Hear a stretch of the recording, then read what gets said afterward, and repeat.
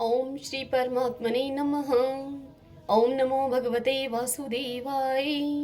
ओम श्री कृष्णाय नमो नमः। वैशाख मास महात्म्य अध्याय 12 की पावन कथा में हम आज सुन रहे हैं वैशाख मास की महात्म्य और श्रवण से एक सर्प का उद्धार और वैशाख मास के धर्म के पालन तथा राम नाम जप से व्याध का वाल्मीकि होना।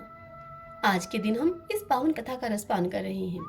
श्रुतदेव जी विदेहराज जनक को वैशाख महात्म्य की कथा सुनाते हुए आगे कहते हैं कि हे राजन, व्याध के सहित शंख मुनि ने उस सर्प से विस्मित होकर पूछा कि तुम कौन हो और तुम्हें यह दशा कैसे प्राप्त हुई थी। तब उस सर्प ने कहा कि पूर्व जन्म में मैं प्रयाग का एक ब्राह्मण था। मेरे पिता का नाम कुशीद मुनि और मेरा नाम रोचन था। मैं धनाढ्य और अनेक पुत्रों का पिता तथा मैं सदैव अभिमान से दूषित था। बैठे बैठे बहुत बकवाद किया करता था। मैं बैठना, सोना, नींद लेना, मथुन करना, जुआ खेलना, लोगों की बातें करना और सूद लेना, यही मेरा व्यापार था। मैं लोक निंदा से डरकर नाम मात्र के शुभ कर्म किया करता था, सो भी डर के साथ। उन कर्मों में मेरी श्रद्धा नहीं थी। इस प्रकार मुझ दुष्ट और दुर्बुद्धि के कितने ही वर्ष व्यतीत हो गए। उसके बाद इसी वैशाख मास में जयंत नाम का एक ब्राह्मण प्रयाग क्षेत्र में निवास करने वाले पुण्य आत्मा द्विजों को वैशाख मास के धर्म सुनाने लगे। स्त्री, पुरुष, क्षत्रिय, वैश्य और शूद्र सहस्त्रों श्रोता प्रातः काल स्नान करके अविनाशी भगवान विष्णु की पूजा के पश्चात प्रतिदिन जयंत की कही हुई कथा को सुनते थे। वे सभी पवित्र एवं मौन होकर उस भागवत कथा में अनुरक्त रहते थे। एक दिन मैं भी कौतूहलवश देखने की इच्छा से श्रोताओं की उस मंडली में जाकर बैठ गया। मेरे मस्तक पर पगड़ी बंधी थी, इसलिए मैंने नमस्कार तक भी नहीं किया और सांसारिक वार्तालाप में अनुरक्त होकर कथा में विघ्न डालने लगा।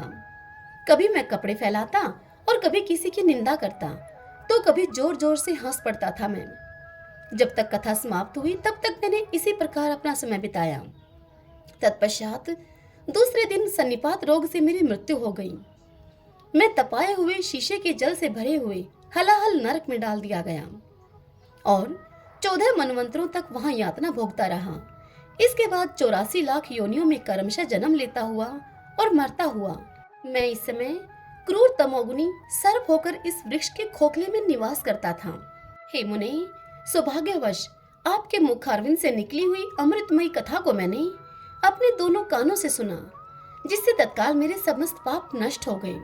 हे मुनि श्रेष्ठ, मैं नहीं जानता कि आप किस जन्म में मेरे बंधु हैं, क्योंकि मैंने कभी किसी का उपकार नहीं किया है। तो भी मुझ पर आपकी कृपा हुई। जिनका चित्त समान है, जो सभी प्राणियों पर दया करने वाले साधु पुरुष हैं, उनमें परोपकार की स्वाभाविक प्रवृत्ति होती है। उनकी कभी किसी के प्रति विपरीत बुद्धि नहीं होती। आज आप मुझ पर कृपा कीजिए, जिससे कि मेरी बुद्धि धर्म में लगे। देवादिदेव भगवान विष्णु की मुझे कभी विस्मृति न हो और साधु चरित्र वाले महापुरुषों का सदा मुझे संग प्राप्त हो। जो लोग मद से अंधे हो रहे हों, उनके लिए एकमात्र दरिद्रता ही उत्तम अंजन है। इस प्रकार नाना भांति से स्तुति करके रोचक ने बार बार शंख मुनि को प्रणाम किया और हाथ जोड़कर चुपचाप उनके आगे खड़ा हो गया। तब शंख मुनि ने उस सर्प नामक रोचक से कहा, हे ब्राह्मण, तुमने वैशाख मास और भगवान विष्णु का महात्म्य सुना है। इससे उसी क्षण तुम्हारा सारा बंधन नष्ट हो गया। हे द्विजश्रेष्ठ, परिहास, भय, क्रोध, द्वेष, कामना अथवा स्नेह, इन सब से भी एक बार भगवान विष्णु के पापहारी नाम का उच्चारण करके बड़े भारी पापी भी रोग शोक रहित होकर वैकुंठ धाम में चले जाते हैं। फिर जो श्रद्धा से युक्त होकर क्रोध और इंद्रियों को जीतकर सबके प्रति दया भाव रखते हुए भगवान की कथा को सुनते हैं, वे उनके लोक में जाते हैं। इस विषय में तो कहना ही क्या है। कितने ही मनुष्य केवल भक्ति के बल से एकमात्र भगवान की कथा वार्ता में तत्पर होकर अन्य सब धर्मों का त्याग कर देने पर भी भगवान विष्णु के परम पद को पा लेते हैं। भक्ति से अथवा द्वेष आदि से भी जो कोई भगवान की भक्ति करते हैं, वे भी प्राण हारिणी पूतना की भांति परम पद को प्राप्त होते हैं। सदा महात्मा पुरुषों का संग और उन्हीं के विषय में वार्तालाप करना चाहिए। रचना स्थिर होने पर भी जिसके प्रत्येक श्लोक में भगवान के सुयश सूचक नाम हैं, वही वाणी जन समुदाय की पाप राशि का नाश करने वाली होती है, क्योंकि साधु पुरुष उसी को सुनते, गाते और कहते हैं। जो भगवान किसी से कष्ट साध्य सेवा नहीं चाहते, आसन आदि विशेष उपकरणों की इच्छा नहीं रखते तथा सुंदर रूप और जवानी नहीं चाहते, अपितु एक बार भी स्मरण कर लेने पर अपना परम प्रकाश में बैकुंठ धाम दे डालते हैं। उन दयालु भगवान को छोड़कर मनुष्य किसकी शरण में जाए। उन्हें रोग शोक से रहित चित्त के द्वारा चिंतन करने योग्य अव्यक्त दया निधान भक्त वत्सल भगवान नारायण की शरण में जाओ। हे महामते, वैशाख मास में कहे हुए इन सब धर्मों का पालन करो। उससे प्रसन्न होकर भगवान जगन्नाथ तुम्हारा कल्याण करेंगे। ऐसा कहकर शंख मुनि व्याध की ओर देखकर चुप हो गए। तब उस दिव्य पुरुष ने, जो कि सर्प था पहले, अब वह दिव्य हो गया था, उस पुरुष ने शंख मुनि से पुनः इस प्रकार से कहा। वह बोला, हे मुने, मैं धन्य हूँ। आप जैसे दयालु महात्मा ने मुझ पर अनुग्रह किया है। मेरी कुत्सित योनि दूर हो गई और अब मैं परम गति को प्राप्त हो रहा हूँ। यह मेरे लिए सौभाग्य की बात है। इस प्रकार कहकर दिव्य पुरुष ने शंख मुनि की परिक्रमा की और उनकी आज्ञा लेकर वह दिव्य लोक को चला गया। तदंतर संध्या हो गई। व्याध ने शंख को अपनी सेवा से संतुष्ट किया और उन्होंने सायंकाल की संध्या उपासना करने के पश्चात शेष रात्रि व्यतीत की।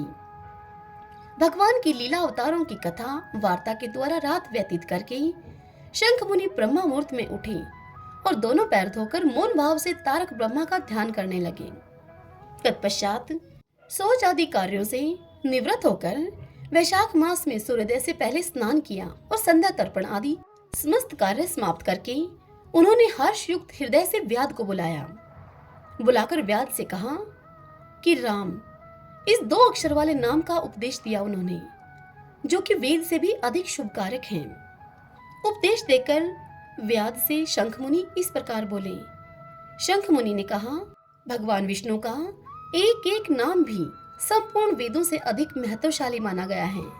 ऐसे अनंत नामों से अधिक है भगवान विष्णु का सहस्त्र नाम। उस सहस्त्र नाम के समान राम नाम माना गया है।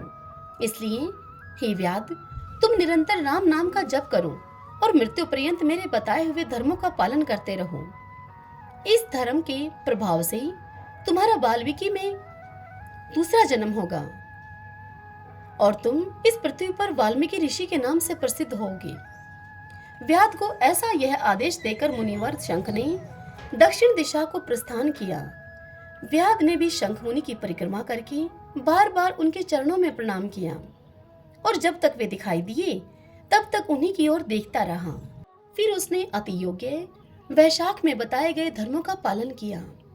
जंगली कैत, कटहल, जामुन और आम आदि के फलों से राह चलने वाले थके मांदे पथिकों को वह भोजन कराता था। जूता, चंदन, छाता, पंखा, इन चीजों के द्वारा तथा बालू के बिछावन और छाया आदि की व्यवस्था से पथिकों के परिश्रम और पसीने का निवारण किया करता था। प्रातःकाल स्नान करके दिन रात राम नाम का जाप करता था। इस प्रकार धर्म अनुष्ठान करके वह दूसरे जन्म में वाल्मीकि का पुत्र हुआ। उस समय वह महायशस्वी वाल्मीकि के नाम से विख्यात हुआ। उन्हें वाल्मीकि जी ने अपनी मनोहर प्रबंध रचना के द्वारा संसार में दिव्य राम कथा को प्रकाशित किया, जो समस्त कर्म बंधनों का उच्छेद करने वाली है। इस कथा को सुनाते हुए श्रुतदेव जी जनकराज विदेह से कहते हैं कि हे मिथिलापते, देखो यह वैशाख का महात्म्य कैसा ऐश्वर्य प्रदान करने वाला है, जिससे कि एक व्याध भी परम दुर्लभ ऋषि भाव को प्राप्त हो गया। यह रोमांचकारी उपाख्यान सब पापों का नाश करने वाला है। जो इसे सुनता है अथवा सुनाता है वह पुनः माता के स्तन का दूध पीने वाला नहीं होता। हरि ओम तत्सत। ओम नमो भगवते वासुदेवाय। भगतजनों, आज की यह वैशाख मास महात्म्य की कथा यहीं पर पूर्ण हुई। इससे आगे कल के अध्याय की कथा में हम सुनेंगे धर्म वर्ण की कथा, कली की अवस्था का वर्णन, धर्म वर्ण और पितरों का संवाद एवं वैशाख की अमावस्या की श्रेष्ठता। कल हम इस पावन कथा का रसपान करेंगे। आइए अब आज की वैशाख स्नान की कहानी सुनते हैं। पुराने समय की बात है, एक साहूकार था।